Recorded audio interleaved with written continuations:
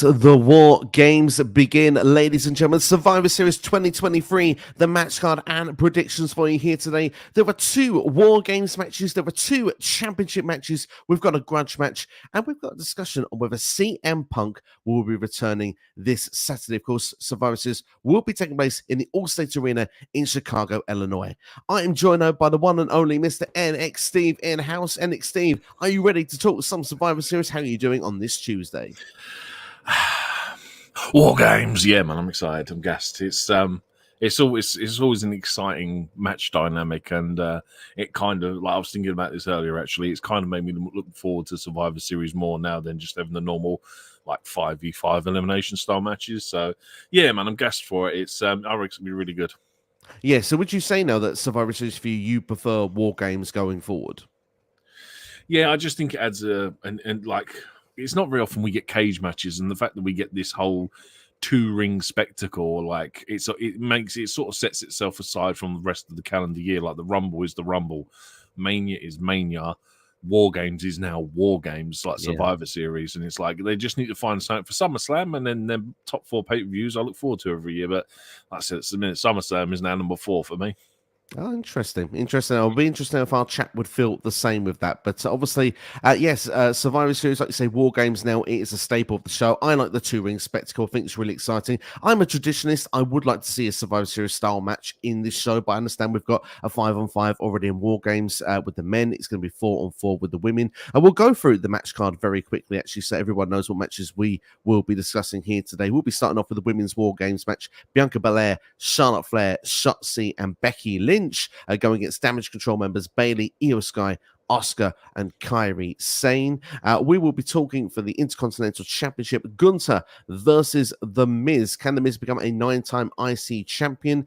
We've also got Carlito versus Santos Escobar in a grudge match. We have Rhea Ripley versus Zoey Stark for the WWE Women's World Championship. And of course, that main event we'll be talking about Cody Rhodes, the returning Randy Orton, Jey Uso, Sami Zayn, and Seth Freakin Rollins against Drew McIntyre and the Judgment Day. Of course, that's Damian Priest, Finn Balor, Dirty Dominik Mysterio, and JD McDonagh in the men's War Games match. Which match are you most excited for?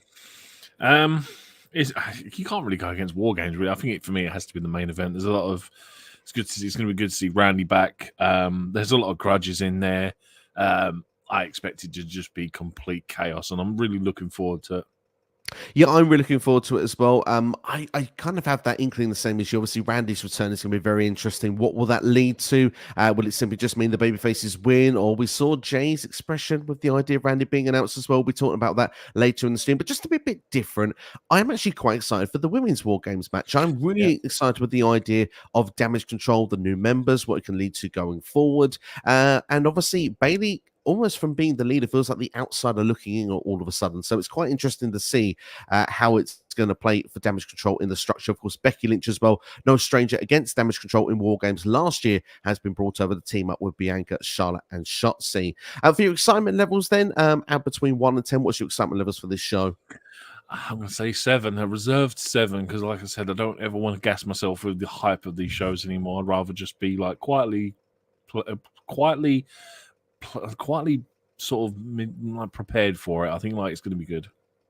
I think it's going to be a good show. Obviously, I'm very excited for the War Games matches, but I think when it comes to the mid-card, I do think it's a bit weaker than what we got last year. But hopefully this means this show is going to be like no longer than 3 hours. That's kind of where I'm hoping with the bar, because War Games usually is about an hour each. With the other 3 matches, if they take about an hour of the show, we could be looking at a comfortable evening's work where we can get to sleep at a reasonable time. But so that's what I'm hoping for with that. But the Women's War Games match for me is the one I'm most looking forward to. And the excitement level, I agree with you. I think 7 is probably accurate. And let's go into the comments before we go into our first match. We've got Ghost Spider in-house says, what's up, guys? We're doing well, Ghost Spider. Thank you for joining us. Hope you're doing well.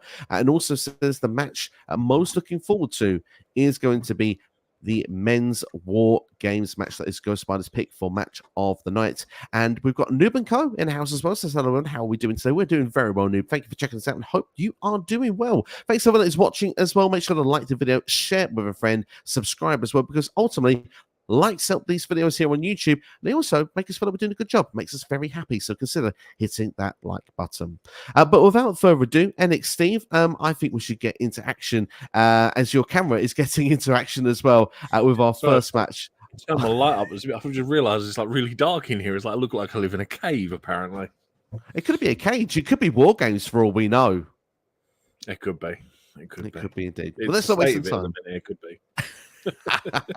Well, I'll tell you what, let's talk about the first War Games match then, shall we? Let's talk about Bianca Belair, Charlotte, Shotzi, and Becky Lynch against Damage Control, of course, Bayley, Io, Auska, and a returning Kairi Sane to the company.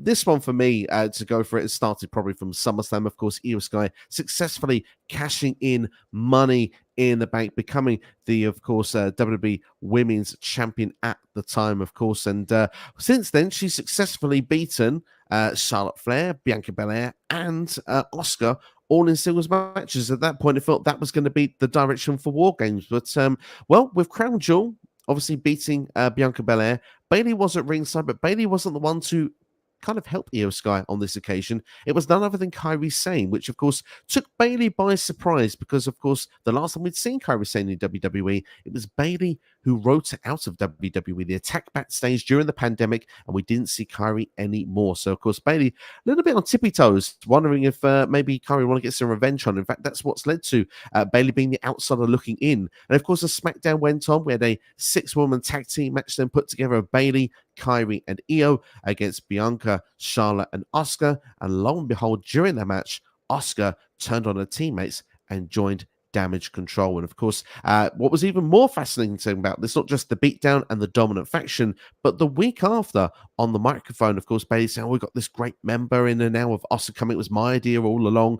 And of course, that's when Dakota got on the microphone and said, well, hang on, there is one person who's currently not a member of Damage Control. Putting that first seed of doubt in her mind that perhaps Bayley is going to be kicked out, probably inevitably, from this group. But they were, of course, saying that Kairi had not been actually put into this group at this point. In fact, you need to do it. And of course, that was the point the t-shirt was given over.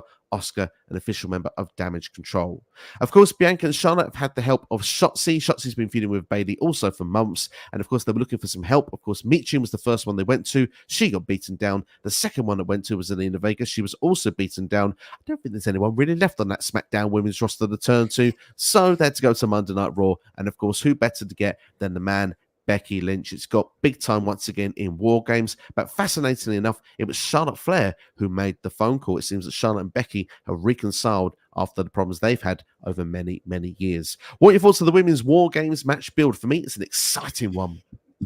That Becky Charlotte, that phone call, I would imagine isn't going to last very long, knowing them two, because I'm sure they'll be back at each other's next in no time. Do you know what? I think when you add the fact of Io Sky in a cage match, there is bound to be some sort of craziness. And like I remember the NXT version where she did the somersault off the top of the cage while having a bin on her head or so. Do you know what I mean? It gives me hopes that this is going to sort of really exceed what I'm expecting it to be. But it's been well built. There's a little bit like I'm sitting there thinking like what's going to be the narrative going forward coming out of War Games with who's going to be the next contender for Io. But I think that actually plays into the result of this match, which I'll give you my prediction now.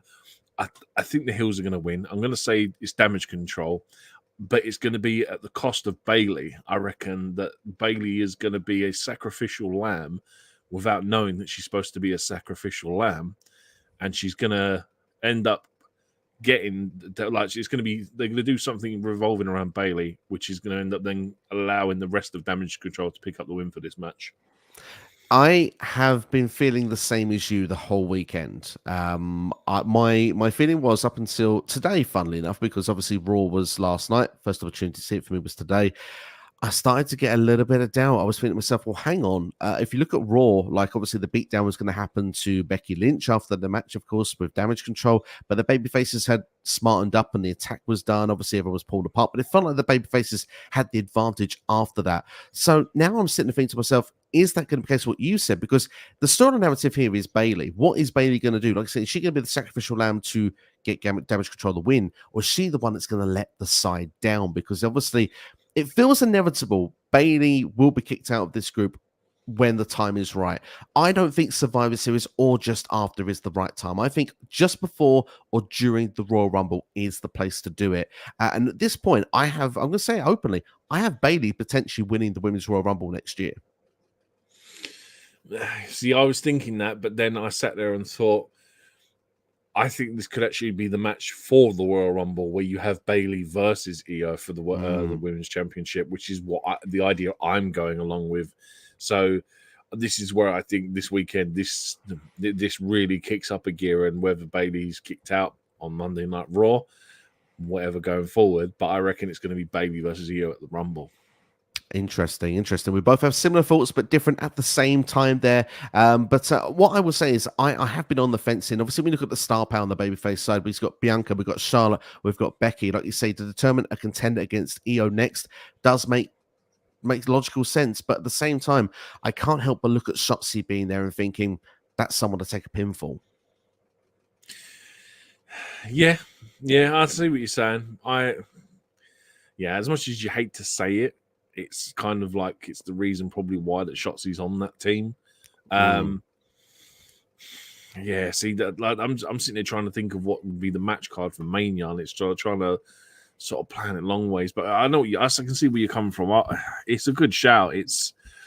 I don't know. I just think with Damage Control being like with having Auska in there and Kairi Sane like being in it now, I think it's too soon for this group to have a loss on their record. Do you know what I mean? I think they need a win to start this off right. I agree with you. I think that that's where I think I'm going to remain with Damage Control. I actually agree with you because of the fact that, like you say, if they lose here, it's very soon for this group. Although, yes, it can play perfect into the narrative of Bayley. What happens next, especially if Bayley's the one that needs the pinfall. I do feel for myself that, like you said, this is now seen as the most dominant group on SmackDown. It's one of the biggest talking points on SmackDown as well, probably the most over acts as well. I think at the moment you ride it while it's hot, and I think that Damage Control should pick up the victory here. But is there anything you'd like to add? Who's got the advantage? So this is actually interesting. WWE on Raw have announced that it's going to be a fan vote on how this is going to be. So I believe there's a sponsor that's been involved with it as well. I forget. Right. I believe it's some sort of crisp brand. I want to say I want to say it's Ruffles, but someone that's maybe from the States can confirm that for me. But so if that's the case, telling me the women's War Game is the sponsored match of War Games. It looks like it, yes. Oh, it looks like no. It's gonna be a giant crisp walking around, or a giant crisp packet. Sorry, potato chips if you're an American viewer. Oh, no. This really makes me worried for it now. I think the thing that makes me most worried is that I think if it is a fan-voted thing, that the babyfaces could be the ones voted with the advantage. And I think with War Games, that doesn't really make sense. I think when the babyfaces have an advantage in a War Games match, that's when it kind of feels a bit weird of a match. Like, it's designed for heels to find a way to get the advantage. As you know, with the Judgment Day, Drew McIntyre later, they have the advantage. That makes more sense for me because it's kind of like you want to see them get their comeuppance. I think that the sacrificial part should even be that Bayley starts the War Games match. I wouldn't be surprised if she still does that. Yeah, I think that's got to possibly be the dynamic, and like if that's maybe the reason why they lose, or I don't know. There's got to be something that involves Bayley, and like having Bayley go first as the advantage, or just even in general going first makes more sense. Well, let's have a bit of fun with that. As just before we go to the comments, there's quite a few come flying in. Obviously, Women's War Games match, one of the biggest matches on this show. Who do we think is starting War Games for each team? Obviously, you suggested Baylor. Who do you see on the other team? Obviously, Bianca, Charlotte, Shotzi. You reckon Shotzi starts? Well, it depends on the advantage system because, I mean, yeah, all right, Shotzi versus Bayley is not really the problem. If anything, I probably would have said Bianca Belair maybe then. Belair Bayley. And then have Shotzi in a second. But it depends on who gets the advantage. Because if the faces have the advantage, I'm just going to go Belair actually. Because either way, I reckon Shotzi will be number 2. She feels like she's like an Iron Woman when it comes to this sort of thing. I agree with you. I have this visual as well. You know, with the shark cages where everyone's standing back, I can see like Charlotte Flair and Becky Lynch standing side by side, the two left in there, kind of like that zoned in, like they will get along during this match, or just a question mark of like, well, they didn't get on before, will they get on now? Have they reconciled? I reckon they might have that dynamic as well. So I'm going to go with the order of Bianca, Shotzi, Charlotte, and then Becky. Yeah, I think we'll go with Bayley. I reckon maybe Auska, Kairi, Io. I reckon could be the order there, but yeah, it's going to be interesting how they will go for it. It's going to be fascinating. But let's see what the comments have got to say. Everyone's gone quite in for this one. So very surprised as well that it's not 5-on-5 as well, by the way. Just like I know Dakota's obviously injured, but it would have been nice to have seen them do that as well. It would have been nice to see him do, absolutely indeed there. Mex WrestleMania UK in the house. Hope we doing well. Mex, thank you for checking this out. It says, who knew Damage Control would be the best thing on SmackDown by the end of 2023? Absolutely. They, for me, are definitely the thing I'm looking forward to most at the moment on Fridays. It's definitely but this is why WWE is so good. Remember when everyone hated the Judgment Day? Now one of the hottest things on the show. Everyone hates Damage Control. Now one of the hottest things on the show. You just got to give these things a little bit of time, man. It all works out in the end. It does indeed. It does. Maybe not too much time though if you're the bloodline. Maybe I think that's something that needs kind of looking at the minute. But Nubico says, I believe the reason why Auska joined Damage Control is because she's done being held back by Bianca Belair and more importantly Charlotte Flair. Certainly could be a good reason for it. Unfortunately, we've not been given an explanation at this point. But Damage Control is winning by getting Shotzi eating the pin because she's mid-card talent, not a main event wrestler. It's harsh, but it's kind of true. She is there to take a pin and it protects everyone else. Yeah. It's a sensible booking decision to make sure everyone else comes out looking with roses, really. I think it's crazy to think Charlotte is the only one on the team that's never been in a War Games match. It's very true, Ghost Spider. Of course, though, Charlotte's always been on the main roster. So in the second year, they are doing that.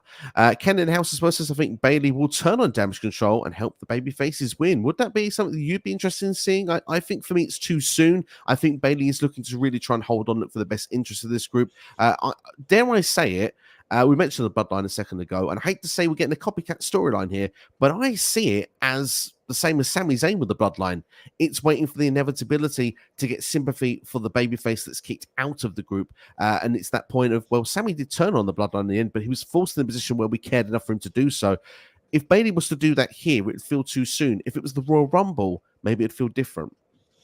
Yeah, and I mean, I think we need the aesthetic of Io, Kairi, and Asuka standing in the ring victorious with Bayley sort of, I don't know, in the corner nursing an injury or something. I think we need to build the split more before we get that turn. Yeah, I agree. I think it needs I see where Ken is going with it, and I'm not against it. I just think, time is the essence for it. Prediction if we go Spider Damage Control to win. Noob would have liked to see. Go on. Do you know what? Thinking about it now, I think you're right, and I think Bayley is a good shout for the Women's Rumble, because thinking about it now, they're going to write her off with an injury, and she's going to come out in the Rumble and win the Rumble, and then challenge Io for Mania. That sounds like a great shout, actually. Could be interesting. Be interesting how it will play out. Noob would have liked to see an advantage match. I suppose, is it too close? Maybe FS1 for SmackDown this week. Not enough eyes on the prize. Maybe that's the other reason. Of course, sponsorship. It's all about the Benjamins. Yeah, that and it's just they're trying to pack so much in this weekend. Like, I know they're also doing the tag team turmoil on Raw on Monday, and like I'm sure there's another thing going on Friday as well. There's loads to go on, and I don't know, they might be doing a 5-on-5 Survivor Series style match, either on SmackDown or it's getting announced on SmackDown for Survivor Series. Interesting. Was unaware of that, so that'd be interesting. Look, if that does play out. No Kevin Owens, no LA Knight. Yeah, boy, what's his name? LA Knight. Yeah, it's kind of like you're missing a couple of big names off this card here. Jim Uso, Solo Sikoa. There was quite a few there, so it would be interesting if it's. I would love a traditional Survivor Series match added. I'm a bit of nostalgia, me, so it would actually be quite nice to see. Ken thinks Becky will start the match. Go on, you carry on. Sorry. No, I was just going to say, it's kind of what the whole pay-per-view is built around, is that Survivor Series style match. You really should have one on there. Yeah, I think so as well. I think it would be nice to have one involved on it as well. Noob would actually like to see Xia Li and Lyra Valkyria actually added to the teams. Would have been fun to see for the 5-on-5, as NXT said would have loved to have seen it. Temple plays in the house as well. I see Kairi, Auska and Io being a faction of their own and feuding with Bayley, Dakota, and then add Tegan Nox to the mix. Fair play to that one. I do see Bayley being kicked out of the group. Possibly Dakota Kai could be as well, but looks more likely Bayley for sure would definitely be one that could be thrown out first at this point. But of course, there's a suggestion as well for the triple threat of the original Damage Control members at WrestleMania. We've had a couple of questions about Randy Orton. Of course, Temple did say would have preferred it as a surprise rather than announcing him. Of course, there is probably one reason for that. It's this guy right here. I think if they left it to the night, I think a lot of people would have perhaps maybe have got upset in the arena, and I think that's probably the reason for it. And we was asked as well very early in the day from Zayn, your reaction when Cody said Randy Orton would be on their War Games team on Raw. Like, it's cool, but it's like I'm with everyone else. I know it's awkward booking. Like, we really would have loved it to have been a surprise at the pay-per-view. Even though most people would guess it, it still would have been nice to have had the surprise. So I think it's almost ruined it. And sort of, like, I was surprised that Randy actually wasn't on this show, to be honest. And they did this, like, the surprise return on Raw last night. And it would have been. I think that would have made it a bit more exciting. Absolutely, yeah. I can see the points of view. I can see the arguments in it. For me, would have loved the surprise at the show itself as well. But I think just the idea that the CM Punk name's been going around so much, WWE's been teasing with that name as well for a long, long time. So you can't blame them for actually saying, do you know what? Let's just do the sensible thing. Let's announce it ahead of time. If they, do you know what? They should have been really clever, and they should have been uploading like single matches to their YouTube that just involved CM Punk, like Survivor Series styles matches that Punk was in, just to gain a bit more heat from it, really. But yeah, it's just one of them things, unfortunately. It is one of those things indeed.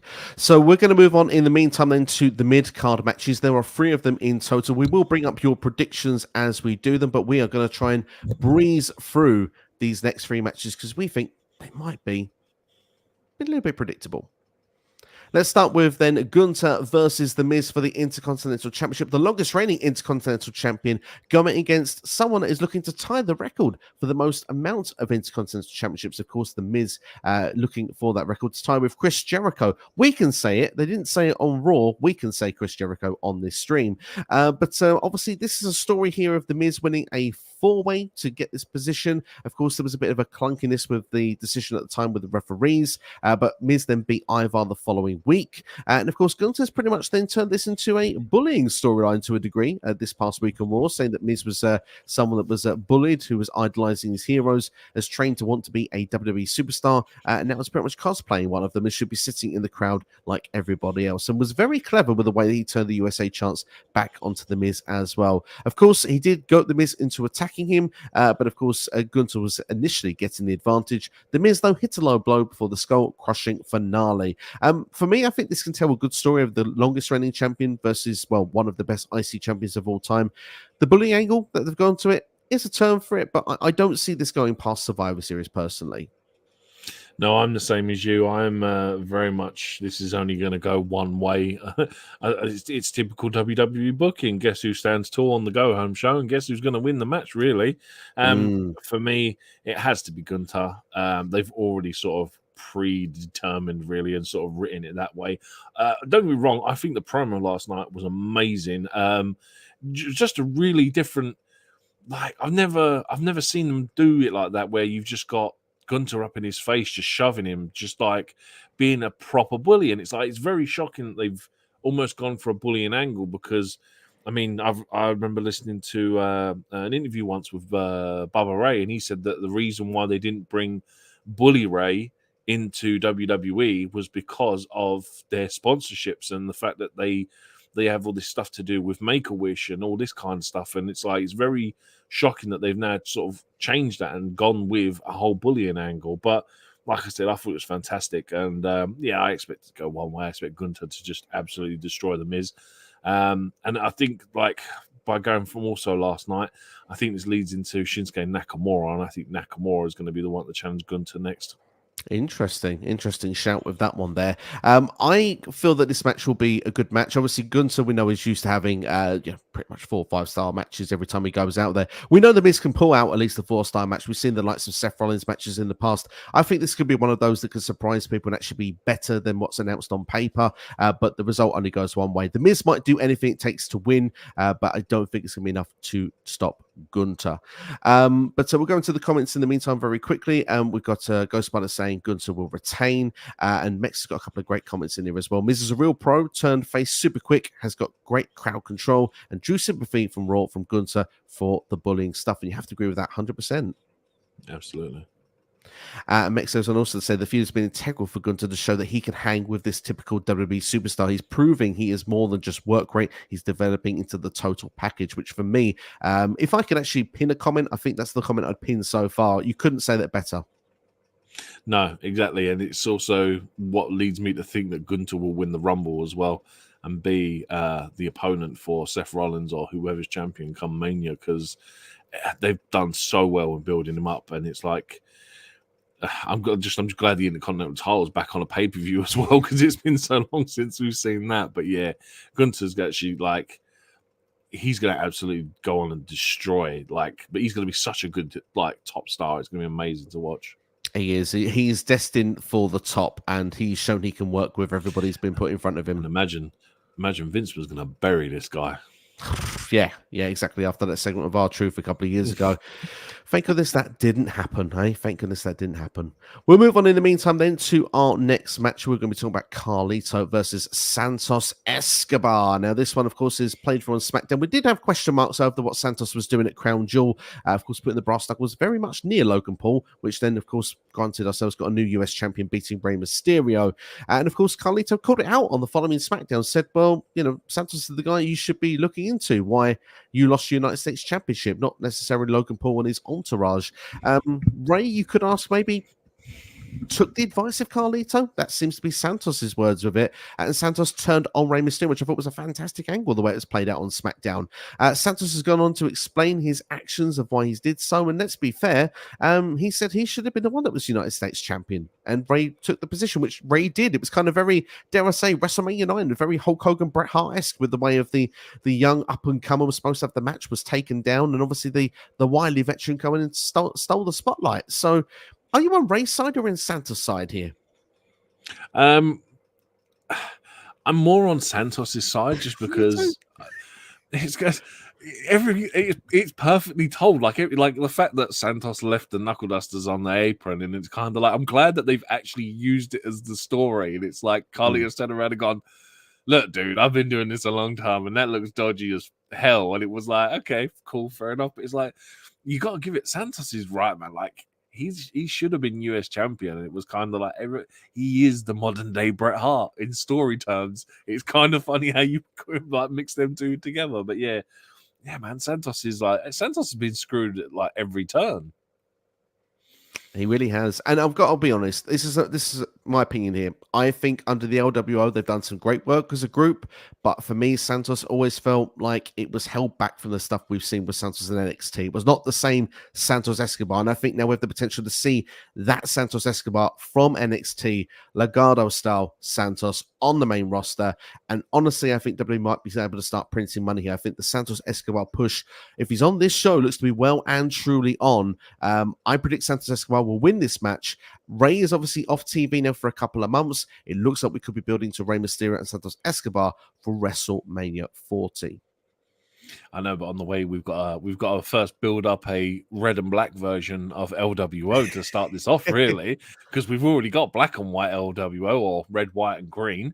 Like now we need, I don't know, blue, white, and red because that's the Puerto Rican colors. I don't know. Do you know what I mean? Just a different color variation to have LWO versus LWO. This is the modern day NWO rivalry. This is great, man. I'm looking forward to it.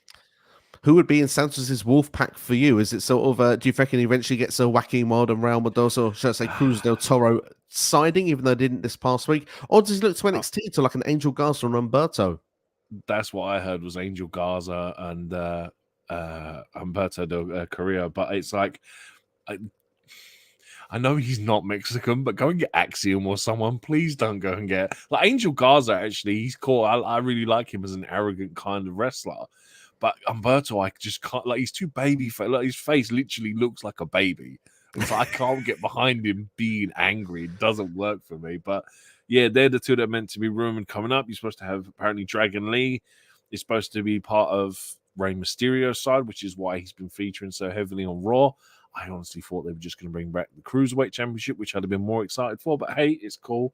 Yeah, I'd like this. Don't get me wrong. The end goal of this story is going to be great because this is just going to be a great way to build up Santos Escobar and Dragon Lee if that's what they want to do as well. Because Dragon Lee is going to be a massive star. Like I know it's cliche to say, but he could be the next Rey Mysterio. But what I'm going to say is he's going to be Dragon Lee, and he's going to be massive.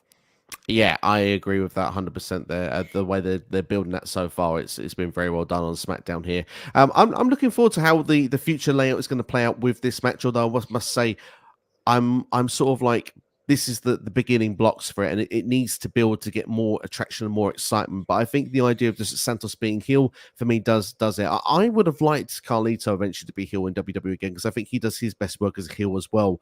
But it looks like that's not going to be something that's happening in the near future. That or unless there's a double cross or something like that, I don't know. But it's going to be good to see. Like I'm trying to kind of work the numbers out. Like you've got obviously Cruz del Toro and the other guy, I forget the name, but it's like they're obviously former LDF.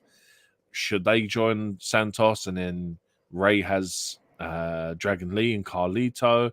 Should they get there's a numbers game there that they've got to work out and they've got to find out something as well. Plus as well, because obviously they're really big on Zelina at the minute, and is it a case of are they going to bring up is it Carmen Electra from NXT who used to be part of Legado del Fantasma? Yeah. Hey, maybe this is a possibility to bring her up, like when they instead of like leaving her behind when they originally brought up LDF. Good point. Very good point there. I like that. It's all a numbers game. It's interesting how it's going to play out. And obviously, this will perhaps go into maybe gang warfare. Like you say, it's LWO versus LWO or LWO versus Legado del Fantasma. That's what I would like to personally see it break out into. But we're both going with Santos Escobar. Let's see what our comments are saying in the meantime. Noob saying that Carlito and Santos would be a Chicago street fight. Has that been announced as Chicago street fight? I've not seen that detail. I've not seen it either. Unless they change it on Friday, it's a possibility, but I very much doubt it. I mean, if they do, it will be still a fun addition. Still wouldn't change my prediction. No. It's still going to be Santos either way. Still going to be Santos. Bold prediction here from Ghost Spider. Bronson Reed will turn face and dethrone Gunther for the IC title. Interesting stuff indeed. And we still have a few Gunther comments come through, so we'll just get them up as well. Would have been nice for Gunther to go and beat every great IC champion. The Miz was thinking of Dolph Ziggler. It would have been an instant classic for Gunther. Absolutely would have been a great match indeed. Also, we've got here, Temple says, would have loved Carlito, Primo, and Epico versus Santos and Legado instead of the singles match. I see Epico, jeez. Yeah, that's going right back into the vault, isn't it, these days? Right back into the vault. I've been asked about Andrade. Of course, his contract expires in June 24. Do we think he'll resign with AEW or go back to WWE? I think he's going to WWE. I think he will. I think obviously with Charlotte being there as well, it kind of makes a lot of sense for him to go back there. Absolutely. We got this question. We answered this earlier, actually, at the top of the stream. Which match we're most looking forward to? And Steve said the men's War Games. I said the women's. Do we hear that so the rumors of Angel Garza and Alberto Carrillo joined Santos Escobar? And Nick Steve has said that. And Electra Lopez, of course, was the one as well. And Nick Steve was talking about also. That's the one there. Why am I thinking Carmen Electra? Who's that then? That might be a Marvel character. It's a Marvel character, isn't it? It's a Baywatch is it the star Daredevil from the 90s. Oh, I don't know. I never used to watch Baywatch, so you're one for that. I did. Well, I thought it was the Daredevil character now. Thinking about it, I don't know. Never mind. We move on. We digress. We'll digress. WrestleMania guesses Santos Escobar is a star. It's time for him to return to the boss he was in NXT. Completely agree. Ken Austin, do we think there'll be any returns or debuts at Survivor Series? We'll be talking about one CM Punk at the end of the stream. So don't worry, we'll be giving that. And Wesley in house as well. Wesley, hope you are doing well. Thank you. But so we'll move on in the meantime then to match 4 then. Let's talk about the Women's World Championship. It is going to be Rhea Ripley defending against Zoey Stark, which should be a fun little match, this one, because I thought Zoey Stark was the MVP of the 5-way at Crown Jewel. And funnily enough, Zoey Stark possibly could have pinned Rhea Ripley in that match. She hit a finisher, and Rhea was out of it at that point. But of course, being a 5-way, Zoey didn't get the pin in, did she? So the match continued, and then, of course, Rhea Ripley hit her sort of finish the avalanche off the second rope, which of course landed on a bundle of the women that got Shayna Baszler pinned. But Zoey won a battle royal on Raw to determine herself as the number one contender, which got her this match here at Survivor Series.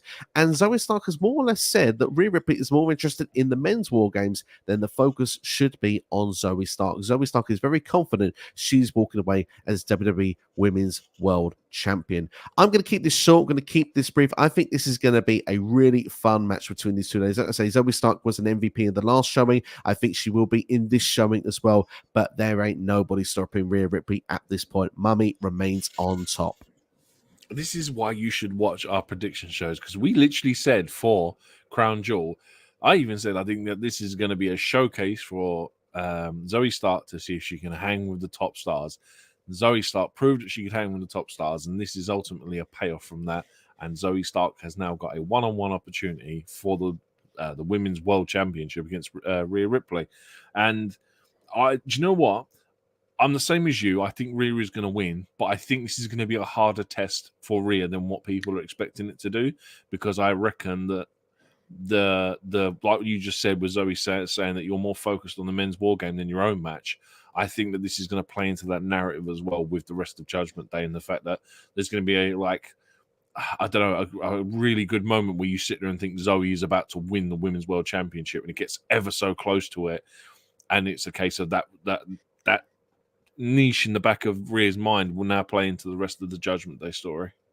I completely agree with you. Like, this is not going to be a 2-3 minute squash match. This will be, I would say, between 10 and 15 minutes, this match on the show. And like you said, there will be that moment where you have how close Zoey Stark was to getting the job done. But like you say, I do think Rhea Ripley is going to retain there. But the other question I'll just quickly throw in is an alternative question, because Zoey Stark obviously has this championship opportunity. She had a teammate or a mentor. She was earlier on this year in Trish Stratus. Trish has been away since Payback, when, of course, Zoey Stark ripped her off of TV, or wrote her off TV is probably a better term for it. If Trish was ever going to come back and get some revenge on Zoey Stark, you'd think a Women's World Championship opportunity taken away from Zoey Stark would be the place to do it. Does Trish return this show? Do you know what? It's a good shout, because I wouldn't be against seeing it was a match that ripped her off last time, wasn't it? Or was it just Zoey attacking Trish? Zoey attacked Trish after the steel cage match with Becky Lynch at Payback. So it wasn't all right. So yeah, I mean, a match between them two is a great way to carry on building Zoey Stark up. I think it almost takes away from Zoey Stark, like almost winning this championship here if she comes back and interferes. But I don't get me wrong, I would like to see Trish come back at some point and these two have a one-on-one match. It would be good to see at some stage, whether it's a Raw, whether it's a PLE. WWE should definitely make it happen. But we are going for Rhea Ripley to get the W on this one. It'll be interesting to see what the comments have today. And first one we actually want to say is a big happy birthday to Wesley. Wesley, happy birthday. Hope you're having a great one. And thank you for spending some of your birthday time with us. And hopefully you've got some cake to celebrate with you as well there. And I hope you're enjoying yourself. We've got... Wesley actually also saying that Zoey Stark becoming the champion. There's actually a prediction there from Wesley as well. Ghost Spider reckons that Rhea Ripley will retain the Women's World Championship, also predicting a win from Santos Escobar. And Temple Play says Rhea retains, goes into Mania as champion, but who faces her? She beats everyone at this point. Temple, I would say to you that I have a video for WrestleMania, actually with my match card predicted. So I have the opponent that would definitely put that question mark whether Rhea would retain or not. But NX Steve, I am going to pass the question over to you. There is two possible answers, or one being a Miss Becky Lynch, the other one being a Miss Jade Cargill. But when and what they do with Jade Cargill at this point, I do not know. I'll be honest with you. One name I'm going to suggest now is not on that predictions video is Liv Morgan. The way she was written off TV, I think would definitely give a good championship opportunity and rivalry on a return. But I personally have that going down at Royal Rumble or potentially Elimination Chamber at this point. But yeah. One of the names that NXT said was one that I put in the video. Early bold predictions. So we start to win the Money in the Bank ladder match 2024. Ghost Spider, I like that bold prediction. I could see that potentially happening. And Wesley says, I can see Lita countering Trish Stratus. Interesting if that would be the case. Maybe Zoey then would have a mentor in Lita, but also she has the team with Shayna Baszler. For the time being, also would Shayna be any role in this match at all? Last question before we move on to the men's War Games. No, I don't think so. I don't think there's enough of a storyline there for them to pull that angle. Baszler is a good shout, but it's kind of like this is what the problem we've been saying for a few months now is that Rhea is really short of contenders for that title, and it's kind of like it's almost like it's on the back burner at the minute while they play off the rest of this Judgment Day story. Absolutely. I actually think that that's a possibility. An exchanger for Rhea in the meantime. We'll go through the month of December. Obviously, coming up, there is no PLE, so that could be certainly a Raw angled match. And of course, they actually had a NXT championship match on December 18th, where Rhea won the championship, obviously in NXT a couple of years ago. I think it was 2019 when that happened. If you enjoyed the video, ladies and gentlemen, please make sure to hit that like button, share with a friend, and subscribe as well if you're watching on delay. Thank you for joining us and being with us up until this point. We have gone through 4 of the matches, which means we only have 1 match left to cover. So without further ado, let's talk about the men's War Games match. We've got Cody Rhodes, Jey Uso, Seth Freakin Rollins, Sami Zayn, and returning Randy Orton versus Drew McIntyre and the Judgment Day. This one has also been building what feels like for a very, very long time. Of course, it started with the Sami Zayn rivalry with the Judgment Day, him and Kevin Owens, of course, that led to the Tag Team Championships. We've had Cody rivalry with Dominik Mysterio as far back as Money in the Bank. Obviously, we've seen matches with Cody and Finn Balor as well. Cody also got involved in the Tag Team title scene with one Jey Uso, who came over to Raw in a trade, which saw Kevin Owens go to SmackDown, and Jey Uso joined him on Raw. Of course, was his tag team partner to win the straps. Jey Uso was invited to go and join the Judgment Day. Jey Uso did decline. Seth Freakin Rollins has been a target of Senior Money in the Bank Damian Priest. And well, Randy Orton's been gone for 18 months. The reason for it, of course, for storyline purposes, is the Usos. So Jey was a little bit sheepish when Cody made that announcement on Raw. And it was kind of a very interesting twist to make you think what's going to happen here. When you look at the Judgment Day side, of course, they also have Drew McIntyre on their side. Drew McIntyre was stopping Damian Priest from cashing in Money in the Bank not a long time ago. But of course, Drew McIntyre has been, well, kind of been turning heel for a little while. We've been seeing it coming, and of course he solidified it by turning on, well, costing Jey Uso the tag team titles, and he's going to give his reasons for it. Why should he get over what happened at Clash at the Castle? And of course, Jey Uso is the one he wants to take out. So yeah, what's your thoughts with this build here? Obviously, it's been multiple layers, been going for quite a while. I hope regardless, this is where it ends for a lot of this, because it's been going on for quite a while, a lot of it. But regardless, I think this should be an awesome encounter. Yeah, like the way it's played out, I definitely don't think we're getting a cash in now till at least Chamber, Mania, Rumble. Like, there's not going to be one. Like, I can't see it happening. There's no logical reason for that to even happen on the show. Again, because of where the show is, it's kind of not worked out how we wanted it to be, with Randy being a surprise entrance. Hey, it didn't work out how I wanted it to be, with Drew being... I wanted Drew to tell, I wanted Drew to be on the face side and turn on them, but the way they've done it, I suppose, is like it works out really, because I haven't got a Scooby like at this present minute as to who's going to win this match. It's the hardest one to call the night, because there's so many different narratives playing into this. There's Randy with his like first match back in a year and a half, but he really going to have Randy losing his first match back. They don't normally have the returning superstar lose a match, but Judgment, they really do need a win from this. They really do, and it's kind of like where, like, and then like you said a minute ago, it's you want it to end, and it's kind of like, well, who wins for this story to end, and they all go off on their separate ways. I mean, like, is this the point where Judgment Day lose, and we now this is the start of the fallout and the civil war almost between the Judgment Day? Who knows? But then it's kind of like what happens with the faces if they lose, and it's kind of like who takes the pinfall, because they're 5 big names, and you kind of worry about like who's going to lose this match. Like Judgment Day, JD McDonagh is taking the pin all day long if they lose this match, no problem whatsoever. But the other side is kind of like there's only one name I can think of that takes the pinfall, and if it does happen, I think it would be Jey Uso because of Randy Orton, because Randy don't forget. And it's kind of whether does Randy RKO him during the match, which causes to Judgment Day winning, or do the faces pick up the win and then Randy just RKOs him after the match? Do you know what I mean? There's too many dynamics to play out from this one. See, we think alike with a lot of things there, because I was thinking about this earlier on. I was thinking to myself, Jey Uso is worried, and for good reason, because like you said, Randy doesn't forget. And the thing is with Randy, if you look at that lineup there, those are all top baby faces right now on Raw on that graphic. Cody Rhodes, Randy Orton, Jey Uso, Sami Zayn, Seth Freakin Rollins. You look on the heel side, and I started thinking about the World Heavyweight Championship. We started thinking, well, Seth is running out of people to face because he's taken on Finn Balor. He's done that. He's done Nakamura. He's done Drew McIntyre. You know, we've seen him have a match against Sami Zayn. Obviously, Cody wants to finish the story with Roman.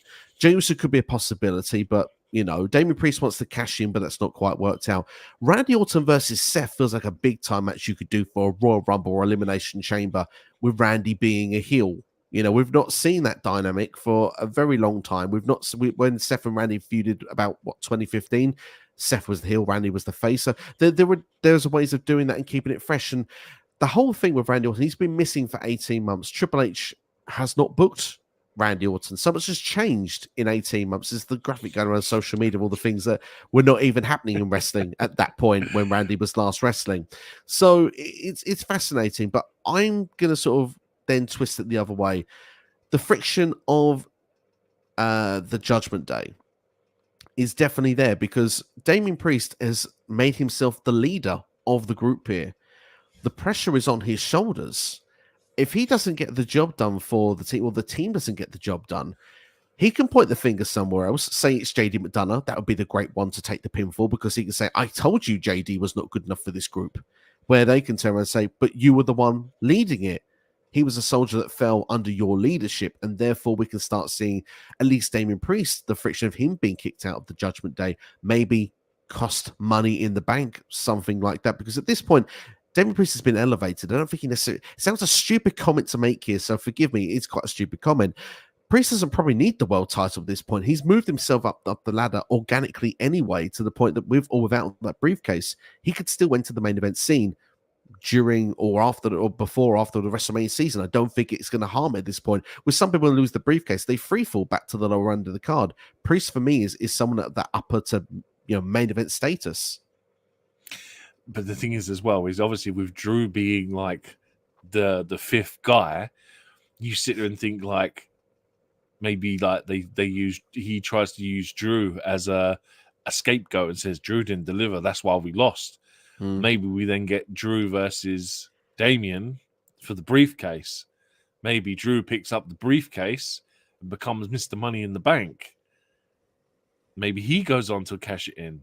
Maybe he waits until his moment, like where he can finally cash it in, get his moment, like when they come back to the UK next year for another pay-per-view in the UK, which is the one. Do you know what I mean? The 1 minute he like his promo on Raw last night. My God, fantastic! One of the best promos I've seen from Drew McIntyre probably ever.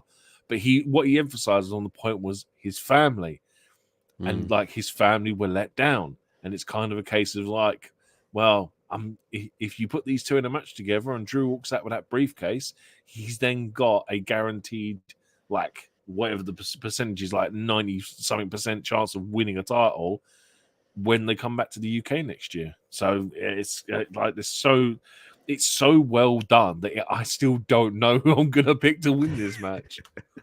Well, this comes to the awkward part because we're at a prediction point, I feel. And obviously our comments, I've already thrown a lot of comments and shown their predictions here. But I feel like before going into this show, I said to myself, one face team is winning and one heel team is winning. And I was a bit and ahh'd on which way it would go, but I've gone with Damage Control to win the women's. So by default, I'm going for the baby faces to win the men's. However, the stuff you said about Randy Orton and Jey Uso, I agree with you, but I think it's going to happen the next night on Raw, or 2 nights later on Raw, because that's what Randy is also famous for doing. If we look at Edge's return at the Royal Rumble back in 2020, he was all okay with it on the night, because he was eliminated by Edge, which didn't help things, and that led perhaps eager Randy to do the attack. But Randy also gave other reasons of why he was not happy that Edge was back at the time, and saying stealing his spot and all the rest of it. I just feel, for me, like you said, Randy doesn't forget. I think he'll come and do the job on the nights for the team, and I think then it will be Jey the next night. But if Randy was to cost everything, obviously we mentioned Legacy, that feud with Cody is sitting right there. We mentioned, of course, Seth Rollins as well.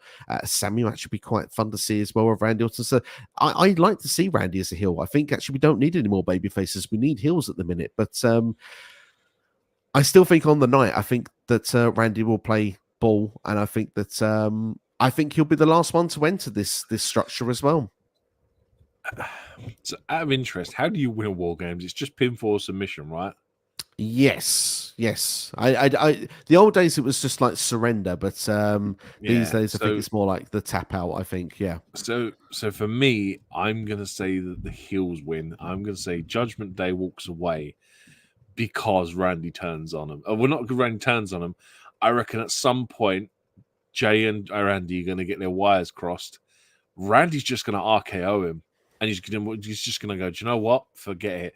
And Randy's going to walk out and leave the other 4 to take on the other 5 members. And the numbers game is just simply too much in the Judgment Day. They're going to walk out as winners. And then obviously we get to Monday night. Cody's going to call out Randy. There's Cody's next opponent for whenever. Randy's then got to obviously deal with that. Or even with Jey, do you know what I mean? But Jey or Cody is going to be Randy's next opponent. The thing is that actually Randy is the key ingredient that can end all of this, because actually we mentioned, does it end with a Judgment Day win because the babyfaces still haven't got their victory over the Judgment Day? But actually that kind of works because everyone has a reason to turn their attention to Randy Orton.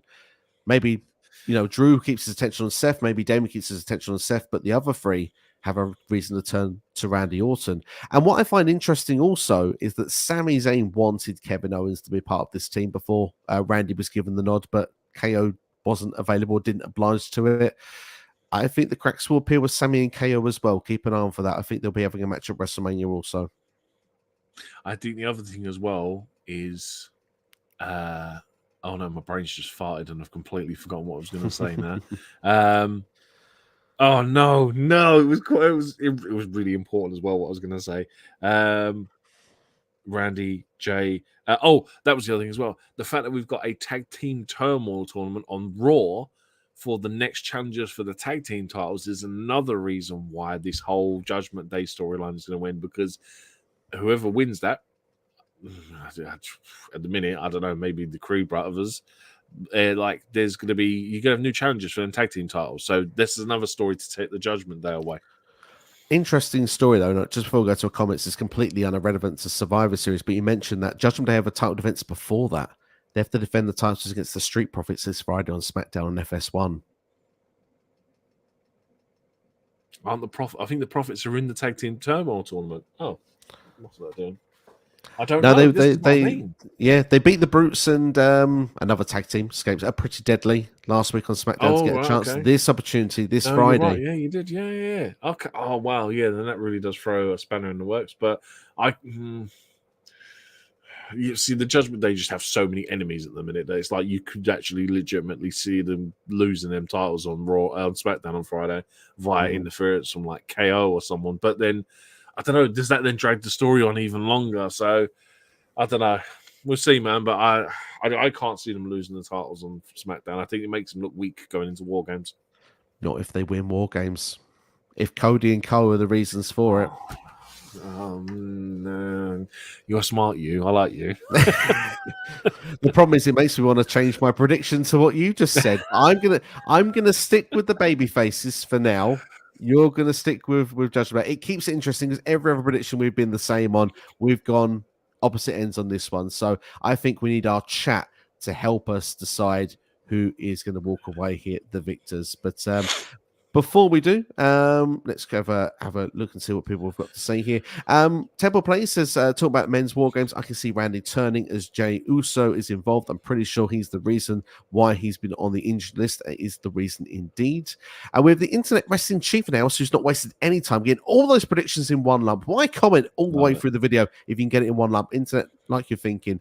Santos Gunther, Rhea, Team Bianca, and Team Judgment Day. Wrestling Archives in house as well. Could Jey turn heel? That's a fascinating question.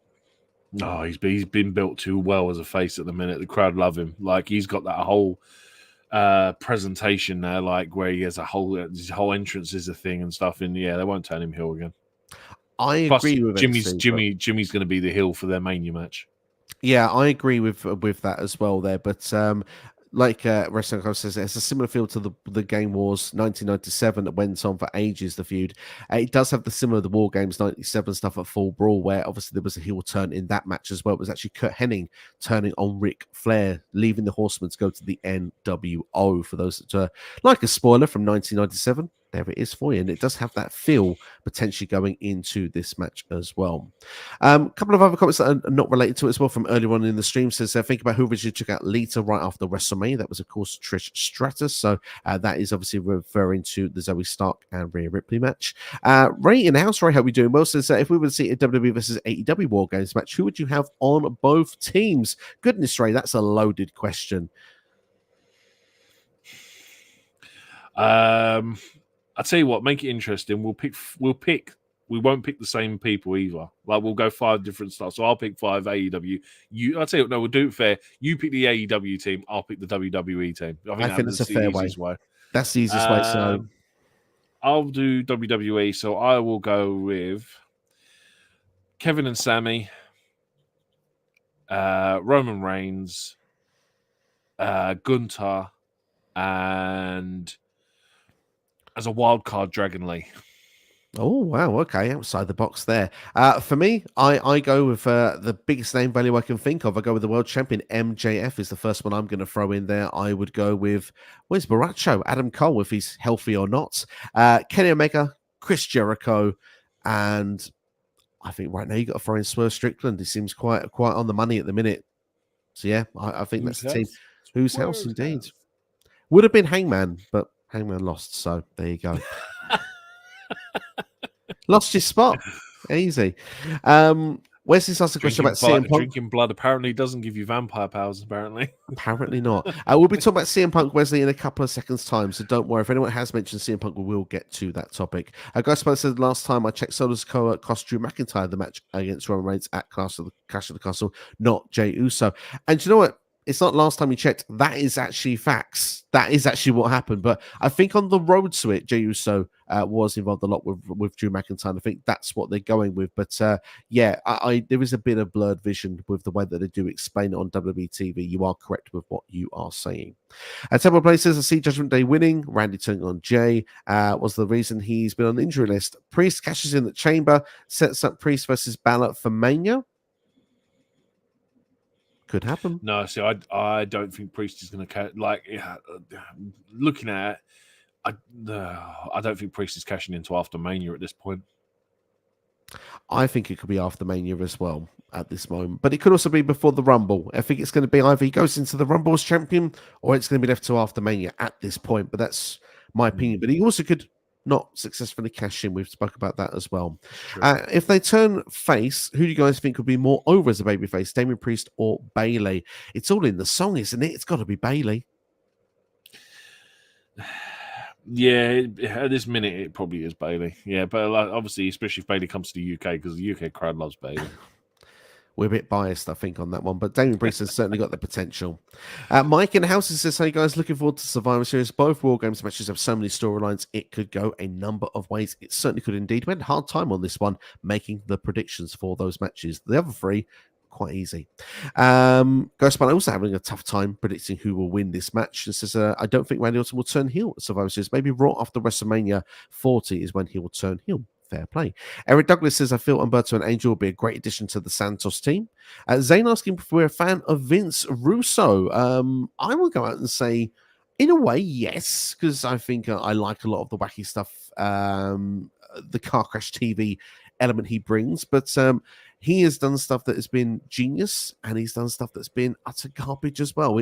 There's no in between with Vince Russo. It's either great or it's some of the worst things you've ever seen.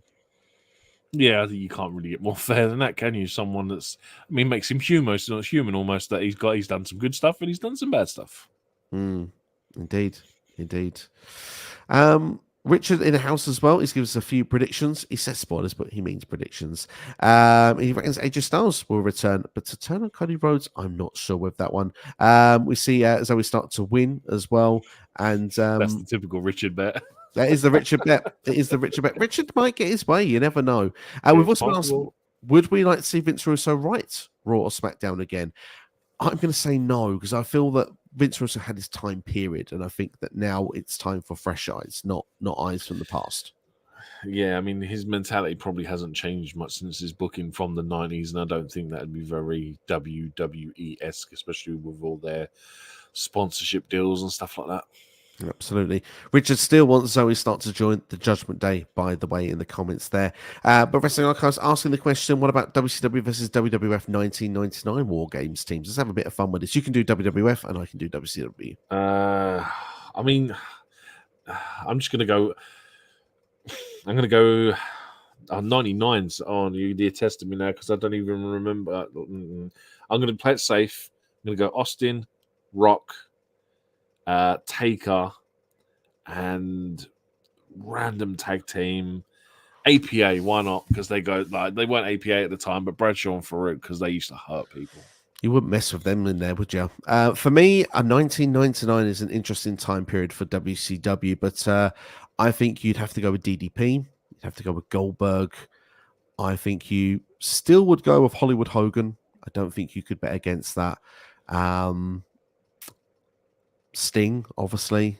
And let's go with, to round things off. Is Bret there at 99? Bret is there at 99. I think Bret Hart would be the choice, yeah. I think that would be the 5. That's the. I was sitting there debating, like, could I pick Bret? And I was like, no, I don't think he's there in 99. Unfortunately, the Montreal Screwjob of 97 Survivor Series ruled that out. Yeah. Eric asked the question, and he did say, how would it help Priest to lose his briefcase? I didn't say it would help him. I just said I don't think it will hurt him. It won't help him. I think he could still earn a match or a shot. Like, for example, if he's in the chamber match, like he could easily, like if they took the briefcase off him before that, he could easily then get a spot in the chamber and win the chamber match. The thing is with Priest, it's the World Heavyweight title at the minute or nothing. And it feels that at the moment that he could be just having that briefcase at the wrong time. But certainly, I wouldn't rule him out being a world champion in the next 12 months, whether it's with this briefcase or via merit. I just think Damian Priest has got the tools in the locker to do it either way. The only other thing I'm sitting there thinking as well is, like, I'm trying to think of, like, men's Rumble winners. And, like, I sat there and said earlier, Gunther's probably a good shout to go and take Seth on. But do you know what I'm sitting there thinking? It's like, how do you then get, like, the idea is still Cody versus Roman. Is how do you get to Cody versus Roman? It's still, like, there's a way that they've got to work that out there, which I still don't know how they do it. So it's like I'm sitting there thinking maybe Gunther wins and Gunther takes on Roman and then beats Roman at Mania. You never know. You never know. That's why I love the Rumble, man. It just absolutely throws everything out the window. Absolutely. We've got Austin, Rock, Taker, Kane, Mankind versus Sting, Goldberg, Nash, Hall. So yeah, I mean that's a hell of a War Games lineup there, or even Survivor Series team. That's what the Invasion should have been in 2001. That's what it should have been. Yeah. It's not what we got. Temple Players were giving his 5 pillars of AEW against the 5 pillars of WWE. A lot of the homegrowns and stars of the future looking at that lineup there. Looks to be a good little lineup. And also, the World 2024 be TNA to show they're one of the best wrestling companies. I don't know if they'll grow much more than what they're doing. They would need heavy backing if they were to get bigger than what they are. Bring back the six-sided ring. It's one thing that makes them stand out is that ring, and they're not going to do it, and it really bugs me because it's like it's such a visual, like noticeable difference that makes them stand out from every other wrestling company. I think it causes too many injuries. I think that was the problem with it, unfortunately. The wrestlers didn't like it. But I think for one night, maybe a year, like a Genesis show, if they were to bring it back, could have worked. But apparently, yeah, you got to put the wrestlers' health first, I guess. But I see what you're saying with the visual standout element of the branding. Guy Spider says, what do you guys think of Logan Paul attempting to sell the US Championship to a pawn shop? That was, yeah. It's great. It's hilarious. It's very well done. In fact, that should be his dynamic for getting his own belt is the fact that he takes it to a smelters and they melt it down and he gets a brand new title out of it, and like his custom one is made from the old one. Absolutely. This is one that's going to generate an interesting answer, NXT, because I know the answer to this. Are you a West Ham fan? You're not, are you? Give me a second. In the meantime, I'll carry on while he's going to get the football shirt. Do you guys think Giovanni Vinci will be a successful singles competitor if Imperium break up one day? Honestly, I think he would get lost in the shuffle. That's what I think would happen. And Temple plays, don't worry, CM Punk is going to be literally the topic as soon as NXT is back, because kind of don't want to do that without him. Here is the football shirt. It is Arsenal. It's the first one I could get, but yes, Arsenal till I die. It hurts my eyes. It really does. But yes, I'm the West Ham fan, and Nick Steve is the Arsenal fan. But hey, together we make a heck of a tag team. That's what I'll say. We are officially the Declan Rice Derby. So that's a great name. I love that. So without further ado, ladies and gentlemen, we are going to move on into our final segment of the show because, well, Survivor Series provides a question of its own.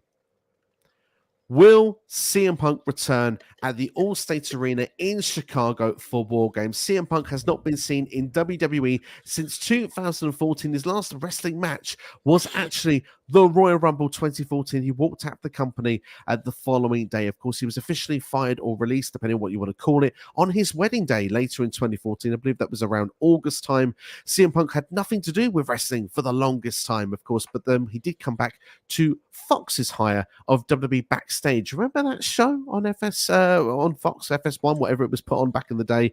Of course, was on sort of late midnight time. He's going to change the culture. But of course, CM Punk didn't made 2 appearances. He did only make a couple of appearances, yes. But then he didn't join WWE. He went to join a little-known company as All Elite Wrestling. All Elite Wrestling 2021, massive return, got big numbers at the time. CM Punk, though, it has had a bit of controversy with him coming back there. Of course, he was, involved in a brawl-in, brawl-out, and then all-in, and then, unfortunately, it led to all-out, CM Punk getting fired from All Elite Wrestling, which, of course, since then has thrown a lot of teases and a lot of speculation, including when CM Punk does his commentary for the company he does mixed martial arts for. He does commentary with them. They're throwing teases for WWE and TNA on numerous different occasions when he's on the broadcast booth. So the big question I have for you, NX Steve, is based on one Pepsi Phil, aka CM Punk. Will CM Punk return to WWE at Survivor Series 2023 in Chicago? Nope. Unfortunately, as much as I would love to see it, we've said many times, and we said after the whole All In at Wembley, like I'm pretty much set that we're never going to see this guy do professional wrestling ever again until he gets inducted into the Hall of Fame for WWE. I could be very wrong, and I would, do you know what? I would pop as hard as anyone because I think it would be something great, but there's no, like, they wouldn't have done the whole thing with Randy and announcing Randy to come back, because ultimately we are going to start getting CM Punk chants again in Chicago in WWE. It'd been fine for so long, but they're going to return, and it's like, yeah, it's just going to be one of them things now going forward. But yeah, I'm quietly confident, like 99.97% sure that he will not show up this Saturday. I have the same rough estimate as you. I want to see CM Punk come back in. I think the best way to have done it would be to have a situation where a War Games member of the babyface Cody Rhodes team is out and CM Punk makes a return and helps. But at the same time, you just put Randy Orton in there. It doesn't make sense. And like you say, Randy Orton was supposed to be the surprise at Survivor Series, but they're aware of the CM Punk rumors. They got cold feet, so they thought, we'll announce it on Raw, but you won't see him till Survivor Series. It's going to kind of feel like that big Survivor Series moment still, that you'll see Randy Orton get the pop for him properly the first time. But CM Punk, they know that if it was kept a complete surprise, people would expect Pepsi film, and they think there'll be a lot of backlash. So WWE have done the sensible thing here and said, no, we're not going to take CM Punk back, and we're going to announce Randy Orton ahead of time. So it's a shame. I do feel, though, that it's not the end of speculation should CM Punk not return to this show. CM Punk will have speculation until he is in a wrestling ring somewhere. But my feeling is, and I've seen comments from Temple, we're going to bring them up shortly, he suggests AEW could still be a stomping ground for CM Punk. I'm going to predict now that we will see CM Punk in TNA wrestling in 2024. There was a question asked a couple of minutes ago on this stream asking if TNA could get bigger in 2024. The way that they will do that, they could do with a lot of investment, they could do with a bigger TV deal, but certainly something that would help with all that is a big name signee. And a big name signee like CM Punk did move numbers for AEW, especially at the start. And you even look, CM Punk got his own show called Collision, which now, let's be fair, ratings-wise, is down the toilet. But when CM Punk was there, it got double the ratings because people, whether you like him, you love him, or you loathe him, CM Punk creates headlines, gets people talking. I don't think he'll be at Survivor Series. I'd love to see him come into WWE. I would love to see, even between Survivor Series and WrestleMania, a sign-off, a part-time deal. It's different WWE that CM Punk will be entering in 2023 to 2024 compared to 2014, 2013, the times when he was miserable in that company. He could do a part-time Brock-style deal. He could come in when it matters. He can have the big graphics CM Punk returns like we see with Roman each and every time he comes back, or what Edge was doing. Solo Sikoa even got one a week or so ago. CM Punk could get that. And I think the one match, if you were going to do it for a WrestleMania, for me, would be Seth freaking Rollins. Seth Rollins has called CM Punk a cancer. He says he doesn't want him in WWE. However, we mentioned WWE backstage a short time ago. Who was trying to get a match with CM Punk at that time? It was Seth Rollins. A lot of bluff, a lot of ways from Seth. In my opinion, Seth is bluffing. I think Seth wants the match with CM Punk. And Seth has never been billed, and this is the best way to put it. Seth Rollins has main evented a WrestleMania via a cash-in. He has not been billed as the WrestleMania headliner. CM Punk has never headlined a WrestleMania. That match with one another, and now you have 2 nights of a WrestleMania. I know that adds its own controversies of other matches, full-time players, women's main events, but you could finally do it with Seth and CM Punk, and that could be CM Punk then off into the sunset and would be able to retire on a good note and a high note, and potentially, like you said, a Hall of Fame induction. You get me so excited for these moments, Steve, because now, like, I'm sitting there thinking, imagine CM Punk comes back and wins the Rumble. He comes out on Monday Night Raw, chooses Rollins as his opponent for WrestleMania. We get that match. What ifs, man? If only. It's the problem is he's just such a controversial character, and it's kind of like you feel that whenever, like you said, TNA, it would be a great shout. Don't think they could afford him, if I'm honest. I think he's too much money, but it's almost like you have to isolate him away from everyone else. Like it's kind of like, right, Punk, you're going to come in, do this match. That's it. You're done. Don't talk to anyone as you walk in. Don't talk to anyone as you walk out. And that's it. And it kind of feels like that's the way they have to treat him. And it's not right, but I like I said, I don't see him coming back to WWE. Just I think there's too much money on the line when it comes to Punk and WWE with their sponsors and the business, and like now they're owned by TKO and all this kind of stuff. And hell, don't get me wrong, seeing a Punk promo talking about Vince who's no longer there, I think would be fantastic, but I just can't see it happening. I can't see it happening. The reasoning I think TNA, and you mentioned about budget, there is a potential with that. It could be a pay as you play kind of deal, maybe for CM Punk. I'm not sure, but Ace Steel, of course, is a name that a lot of people know is linked to CM Punk, and of course he's worked as a backstage producer for Bound for Glory. CM Punk was not at Bound for Glory, the Chicago Blackhawks, I believe that's the hockey team. They were playing on that night, so CM Punk was there, and of course Impact's Bound for Glory show was in the Chicago area, but there was tapings the following night, which have been airing the last couple of weeks on Impact TV for the weekly viewers, and CM Punk was backstage for those, was talking backstage with a number of talents, including the likes of Josh Alexander, and Scott D'Amore said, he's been good with us, we'd love to have him on board. I feel there's a possibility that something could be done to make it happen. I'm not sure if it will or it won't, but if I had to pick a destination, I think TNA Wrestling could be the place, because they could do with a big marquee name. Obviously, Will Ospreay is off the table. He's now all elite. I think Mercedes Moné is a tough one. Obviously, she's still expected to go to AEW. I personally would love to see her back in WWE, but her friend Trinity is in Impact Wrestling. But again, like you say, it's a budget kind of thing. Maybe Punk is the best bet for them, because I think Punk, like I said, he does move numbers.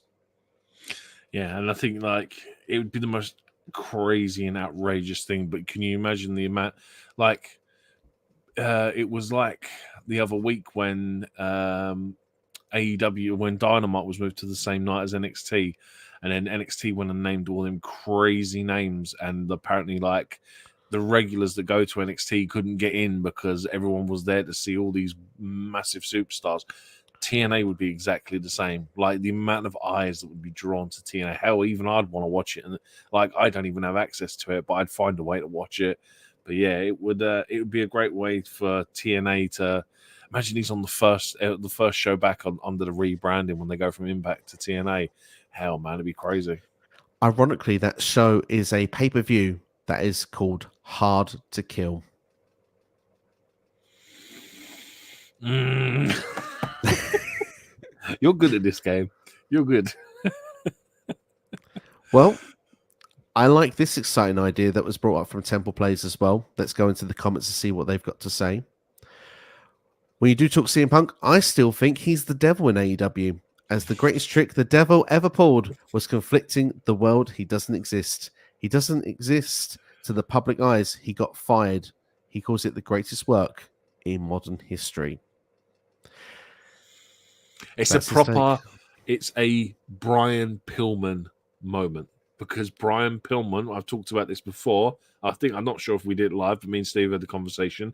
Famously, Brian Pillman managed to get, I think it was WCW at the time, to actually fire him as part of a storyline narrative, but he did it to go and join another wrestling company. I think it might have been WWE at the time, WWF.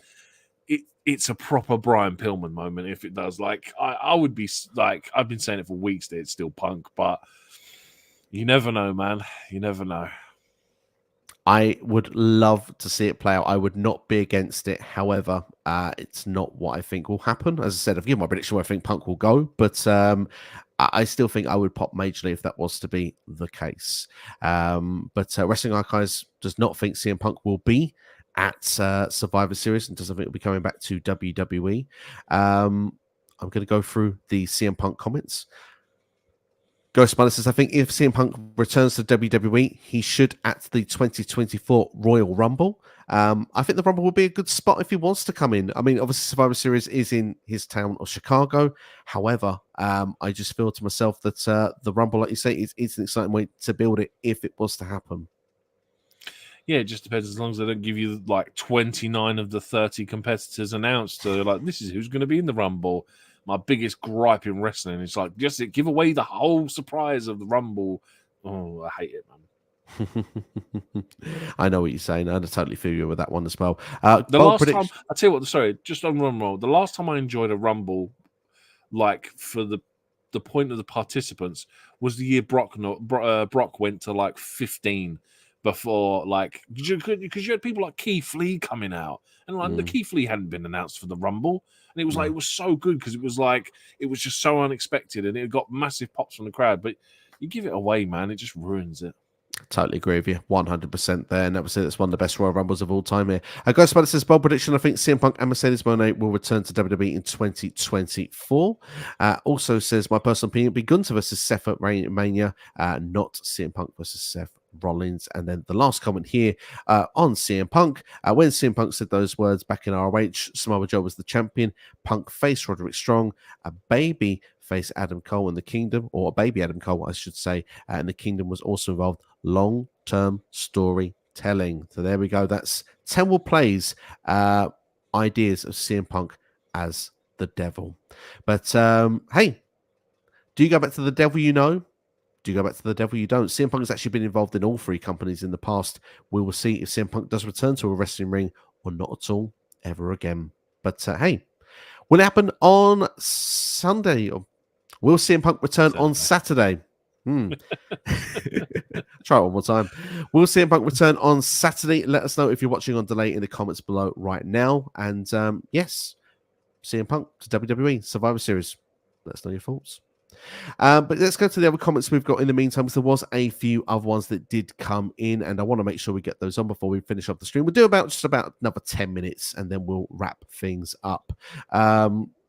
Ken, we can't ignore this. What did Little John Cena say to his primary school teacher when she gave him his report card? You can't see me. Oh dear, it's got to that time of the night. It is indeed. It is indeed. There's another one of these. What did CM Punk tell Adam Copeland when Copeland's made a pass at him? I'm straight edge. Oh dear God, they get worse. They do. They do. Well, you won't like this either. He's a Man United fan.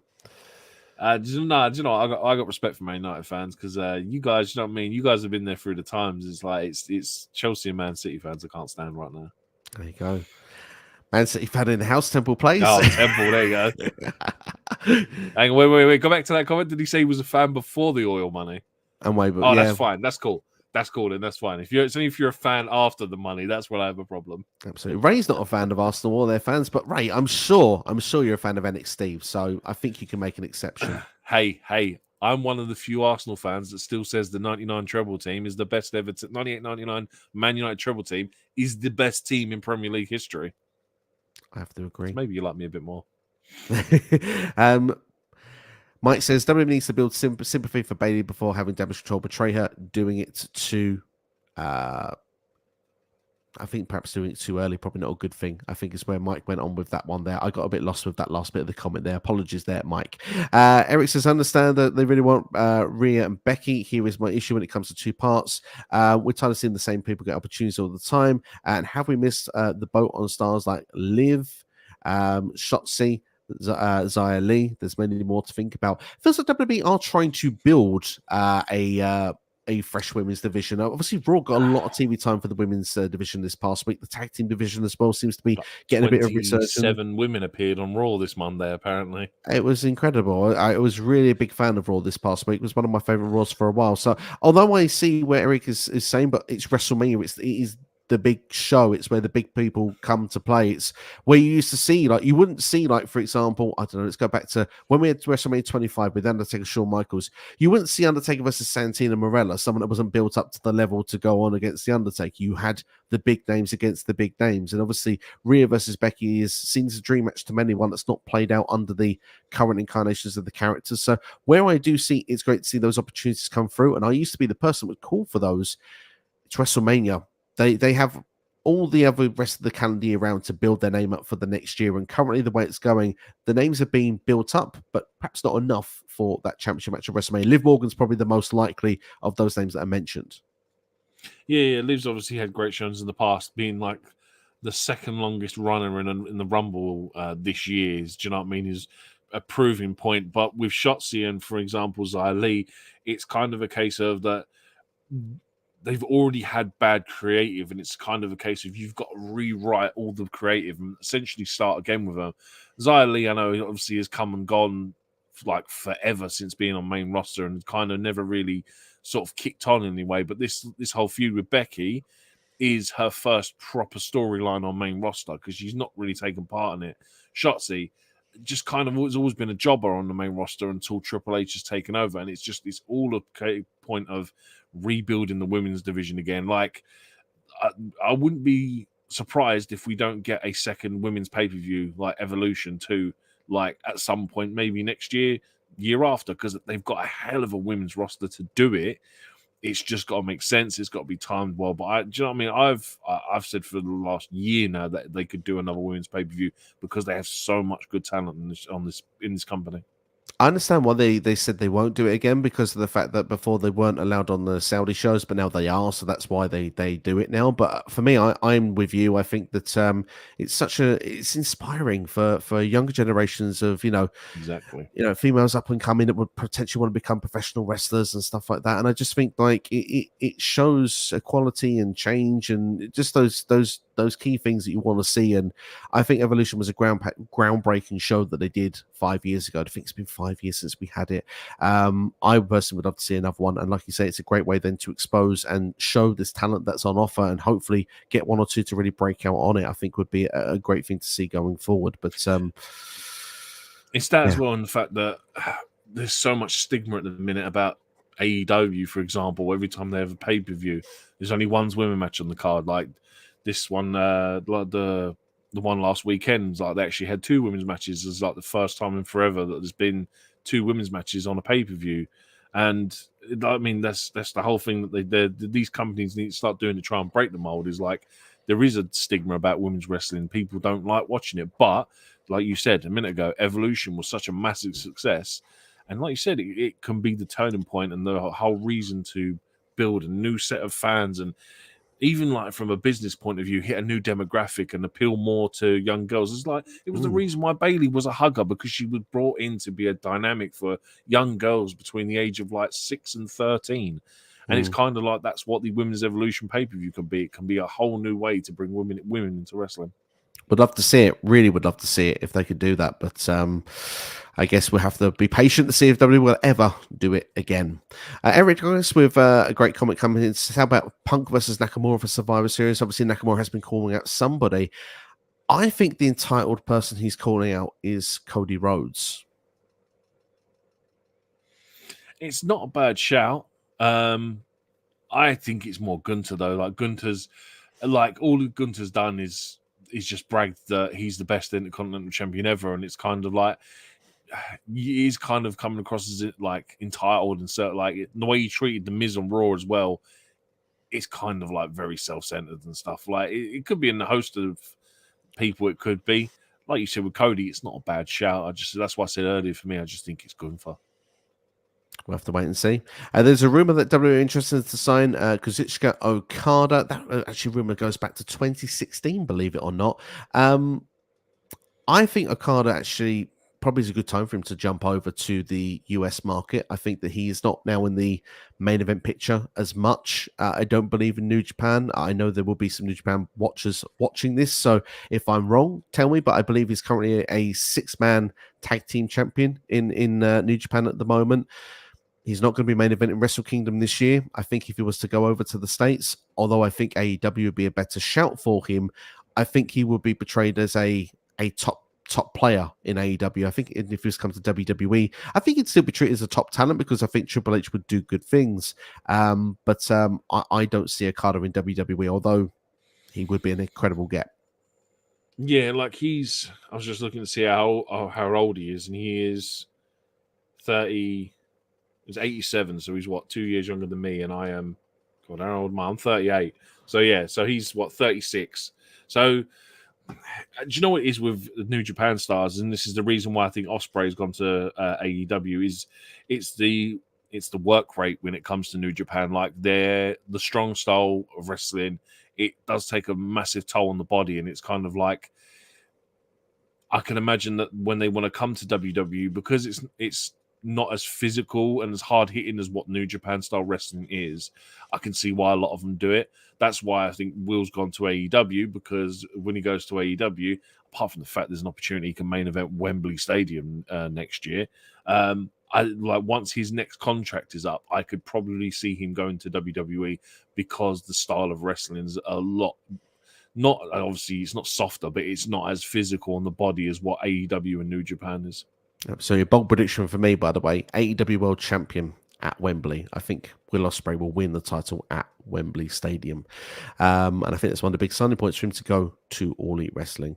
If you could take one wrestler from WWE, give them to AEW, one wrestler from AEW, give them to WWE, who would it be? Trying to think about this now. If I was going to go with WWE to AEW, I'd be interested to see how Seth would fare in AEW, just because he's got great character work. I'd like to see him do an AEW style match and what that would look like. If you were going to say to me, give an AEW person, take him to WWE, I really wouldn't want to see MJF go there. I think his character is too AEW for it to be there. I don't know. Let me go with someone out there like Orange Cassidy. Why not? Orange Cassidy is vastly improved in the last 12 months. Not vastly improved, but his work rate has got a hell of a lot better. And I'd like to see how his character would be portrayed on WWE. I think actually it's a really good answer there. I like those answers there. I'm going to go with AJ Styles to AEW because I just would want to see AJ Styles just do those matches to finish his career off. I don't think he's now going to get the main event spot anymore. Everyone still wants Balor versus Okada versus Balor versus AJ versus Jay White versus Kenny Omega, the 4 Bullet Club leaders. It still has to happen. Somewhere down the line it has to. And I will go with Keith Lee to go to WWE. I know he's been there before, but I mean, let's be fair. I think Triple H would make a better job of Keith Lee than Vince and Tony Khan have done. I think he's been booked poorly, and I think he could be booked better. That's just my take. Ray says only one devil. He's Fred and the red mascot. We're back to football talk again. Let's go then and back here. I'm trying to make sure I get the comments in as well that I've not pulled up previously. Roger says no chance of CM Punk returning. Fair enough there on that one. No chance. Temple says CM Punk will return at World's End in MJF's hometown. He'll be revealed as the Devil. I agree that the Devil will be revealed at World's End, and I agree that's when MJF's reign will end. But will it be CM Punk? We'll have to wait and see. We've been asked to have a football question from Roger. Favorite Arsenal player, favorite West Ham player. I suppose for me, currently would be Jared Bowen. I think is probably my favorite player at the minute. Although I am a bit partial to a bit of trickery from Paquetá as well. For me, currently, it's a bit hard to say against Martin Odegaard or even Declan Rice, but I think all time it's going to be Dennis Bergkamp for me. But if I was to say next West Ham player, you know what? It can't be anyone apart from Mark Noble, can it, man? The guy's a legend. He's been there for donkey's years. Knew how to take a penalty. You can't go wrong with Mark Noble. All time for me, I will go Scott Parker. I loved him in midfield. He was an awesome player for us. I was gutted when he left. But for Arsenal, if I was to speak a favourite Arsenal player of all time, I'd have to go with probably Thierry Henry. But I've got a soft spot for Ian Wright as well. Back in the old days, he joined you guys, that's why. He did as well. Yeah. I remember, this is completely, sorry for people that are not interested in football, but I remember as a young, like 12-year-old, and Ian Wright had just joined West Ham, and we went to myself and James, who's been on these streams before with me. Obviously, was the best man at my wedding. We went to watch West Ham train, and Ian Wright was just coming out of like a medical test. It was being done, and a swarm of like 200 people were watching this open training session, went storming at the door to get an autograph. He gave an autograph. He was a bit grumpy, Ian Wright, sometimes, and he was grumpy at that time, but to meet him and just to get an autograph was fun. He's historically known for being grumpy. It was fun. It was still a fun time though. Becky Lynch versus Rhea Ripley could have happened at Survivor Series, as Survivor Series is still part of the Big Four. Certainly could have. Silly, by the way. Thank you for joining us. Hope you're doing well. Thank you for joining us here. Yeah, could have done, but it feels like WWE are saving it for Mania. That's what I think it could be potentially at this moment. Tempo, I've give it away. I think it'll be Rhea Ripley versus Becky Lynch. You can't do every big match at WrestleMania. WWE might do that though. They might just do that. That's why they have Raw the night after and SmackDown the night before. That's why they've now done 2 nights as well. They'll probably be free to be a whole weekend soon. Do free to get at the Friday in as well. We haven't seen Serena Deeb in AEW, but they do actually. The SmackDown WrestleMania as well. We haven't seen Serena Deeb in AEW RH for like months. I think she's involved one of the masked guys and women. Fair play to that. CD says, I'm sorry, but I do not think CM Punk is showing up. People are just getting their hopes up. I agree, and agreed here with Steve. We're not sure which one. Is 1/3, maybe me, is 1/3 of the never open weight 6-man tag team championships, which feels old, as I always thought he was a world champion competitor in AEW. Yeah, I thought he was as well, but not recently. What are our thoughts of WWE's interest to sign Julia? I've not seen so much of her work, but what I would say is that from what I've seen, pretty exciting. So I hope she joins. Yeah, I agree with that. I've not seen a lot of the work. I don't get to see a lot of Stardom, unfortunately. No. TNA built up Will Ospreay so much for him to choose AEW. Lol. I think that was a dream for Will Ospreay though to perform in TNA and Impact Wrestling. Obviously, he grew up like loving the alternatives, so I think for him to have the opportunity to do that, and I think this contract as well with AEW allows him to do his schedule, his life better. He said his family hasn't got to move to the States, so he probably isn't going to be there all the time. He probably is going to have the flexibility to still do other shows. New Japan, like you say, is one of them. A Wrestle Kingdom, perhaps maybe a G1. And I think a TNA Wrestling occasionally might get an Ospreay if they can get something in return. But what do I know? I'm just speculating. Okada and Tanahashi aren't involved in the top half of the card in Japan. They're heavily interested in the 5 Musketeers. There we go. And Tanahashi's also a part of that 6-man tag team championships. Ghost Spider says, don't think so. No, but we had to pick someone. We did have to pick someone to do it. So it was just, he said, I meant, don't think so. We'll jump. Fancy booking. Yeah, just a bit of fantasy booking. That's all that was, nothing else. Oh, and we've actually got the names there of the 5 Musketeers as well there, which actually looks to be led by Shota Umino, a name that I am aware of. And, of course, Yuya Amura in there as well, which is fun to see. Unaware of any of them. I'm so out of touch with New Japan stuff at the minute. Like, I had looked at them and I was like, ain't got a clue. And last but not least, and then we'll wrap it. Oh, actually, we have a few more comments. Actually, I thought we actually would not, but we've got a few more. I meant to say Seth Rollins will never go to AEW. There we go. He's got there in the end. CM Punk will be being the devil, be the biggest swerve in history. Totally agree. Oh, we got another one of these. To be fair, 5. I will do that as a video. That's easy. That if you there's pretty self-explanatory that you can say it's like Ricky Starks, Keith Lee. I think I would have said Swerve up until this weekend, but that's obviously changed. Hangman Page, I think, is a great shout to go there at some point. And then Adam Cole and Britt Baker, I think, will both go back there at some point because Britt will want to go onto the biggest stage, and Adam Cole will go back with a point. We're going to go back there because he's a Triple H guy. Go on now, I'll do it quickly. Ricky Starks, Wardlow, Malachi Black, Andrade, and Keith Lee. Oh, all great names. Not going to lie, Seth Rollins should have lost his whatever championship by now. He still might soon. He could do soon. And the first match. Remember the first time they had John Cena versus Rollins? It was at No Mercy 2017. Ghost Spider giving 5 names there as well. They claimed actually being a different name in that, which is interesting. Me and the missus love Yota. Fair play. I can't even pronounce his name, so I'm actually not going to attempt to. But we need to. Wrestle Kingdom's coming along. I'm pretty sure I will get my 5 Musketeers feel when it comes to January time. Mike says that, there we go. Needs to build sympathy for Bayley before they're doing it. Doing it could soon spell disaster, and I do agree with that. And Mrs. Temple is an Arsenal fan. Sorry, Max. Well, Mr. Temple is a Man City fan, but says Terry Marie, best Arsenal player of all time. There we go. We're going to wrap things up there, ladies and gents. Thank you all for watching this video, and let us know your Survivor Series predictions if you haven't already in the comments below when this video has finished. It helps the algorithms of YouTube just by liking the video as well, and also it makes us feel like we're doing a good job. So hit that like button. It brightens up our days. It makes us feel that just that little bit happier than what we felt before. And Steve, I want to thank you for being on the stream as always. It's always great to have you involved. Yeah, man. Again, it's always a pleasure. Like I said, it's good to just get on here and waffle for an hour and a half about wrestling. Really, like my wife can only take so much before she gets bored of me and puts her headphones on.